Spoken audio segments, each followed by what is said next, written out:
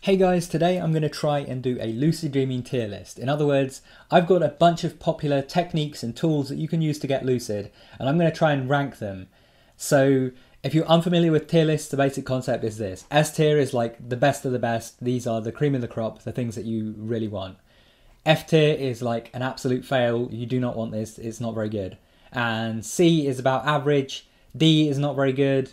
B is slightly above average, and A is just great. So I'm going to rank all of these techniques based on my own subjective opinions. Obviously, feel free to disagree with these and let me know down in the comments below which ones you think are completely wrong. You probably will find that for some of my rankings. But without further ado, let's get into them. So affirmations I'm going to start with. I think affirmations are great as a thing to combine with other techniques. If you're doing other techniques like mild and so on, and you add in affirmations throughout the day, then I think that can be great.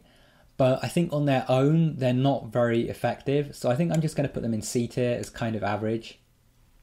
Binaural beats. I have never had any success lucid dreaming with binaural beats. I think they can be relaxing, but I think there's conflicting evidence about how effective they are even for the things that they're supposed to do.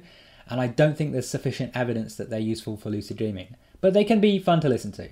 I'm still going to put them in F tier though. Cat. Now, I actually haven't done this technique. I think this is the only thing, or there might be two things on this list that I haven't actually used, but this is one of the things that I haven't used. It seems like a solid technique, but since I don't have experience with it, I'm just going to put it in C tier. DEILD. Now, DEILD I think is a really, really awesome technique. I think it's one of the best techniques out there because it's really simple to do.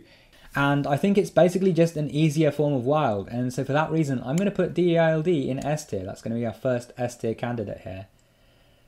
Eye masks, by that I mean, you know, those sleeping masks that you put on to help you sleep. I don't think they're a good lucid dreaming tool on their own, but I think they can enhance other techniques.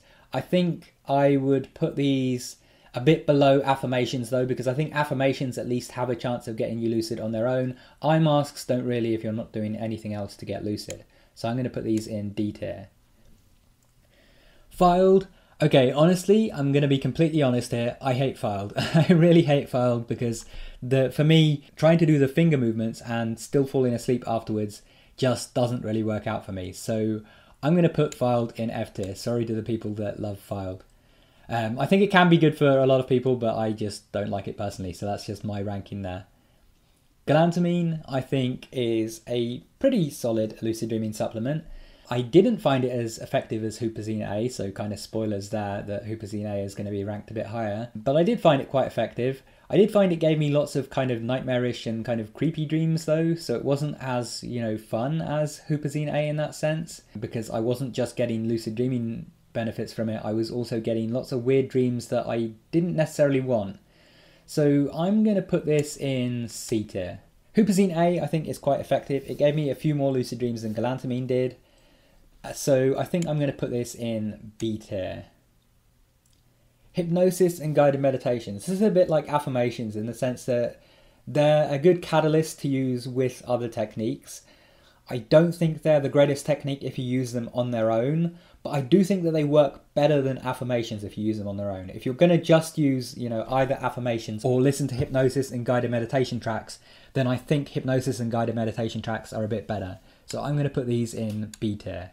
The intention technique. So this isn't the most effective of all techniques, but since the intention technique is so simple and so easy to do, I think everyone should basically be doing it every night most of the time if they're, feeling too lazy to do another technique. So I'm going to put this in A tier. Lucid masks. So by that I mean the actual masks designed to get you lucid. Personally, I think wearing something like that while I'm sleeping, a big bulkier mask, is just not for me. So I'm going to drop this straight in F tier next to filed. Might be a bit of a hot take, but that's my opinion. Okay, mantras. So you'll know I like my mantras. For a long time I've taught mild as being a mantra technique, even though technically that's not what mild is. That was a mistake on my part. But I do like using mantras, especially for beginner lucid dreamers. I think I'm going to put this in high B tier. I'm going to put this as like the first in B tier. Okay, meditation. Easy S tier. Right at the front of S tier as well. I think it is the single best lucid dreaming technique. It might not be the highest results initially, but I think it's the thing, if you keep up with it every single day, it's going to give you the most results in the long run. Plus, I think it's just awesome to be meditating every day anyway because of all the benefits you get from doing it. So I think everyone should be meditating. Okay, mild. So by mild, I mean the actual mild technique and not mantras. I think mild is better than mantras. I think it's better than the intention technique, but I'm not sure I like it better than DEILD just because of how simple and effective DEILD is and just how many lucid dreams you can get with it, because you can also stack lucid dreams by having one after the other with DEILD. So for that reason, I think mild is between those two, and I think I'm going to put it in like high A tier. I think if there were a level between A and S, I would put it there, but I'm going to put it in high A tier. Nap chaining. So I quite like nap chaining. I find it a very effective technique, but unfortunately these days I am not good at taking naps. My body just does not like to let me. So I think I'm going to have to put this in C tier. Reality checks. Okay, I love reality checks. I think everyone should be doing them, but I don't think they're the most effective technique on their own, and they're also one of the least consistent techniques I find.